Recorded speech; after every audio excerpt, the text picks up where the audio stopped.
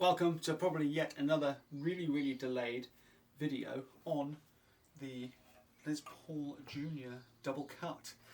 Now I've just got back from Vietnam a couple of days ago and the guitar has been curing for about 3 weeks just with the oil finish. Probably didn't need that long time to cure, but it was still a little bit tacky. It's been very warm here while I've been away the last couple of weeks, and yeah, ready to kind of start getting this thing buttoned up. Now, there is quite a few little jobs to do. One, cut and shape a nut from bone, from scratch. Install the pickup.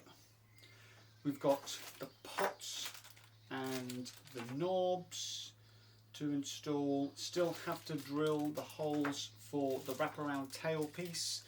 Now I've got the tuners, I've got my homemade recessed jack plate that needs to be fitted. What other little jobs have we? Oh, I've got to stamp the back of the headstock. So this is generally kind of how she's looking at the moment, looking very good. So yeah, I don't really know where to start. I'm still unsure about aging the hardware. So these are going to go here.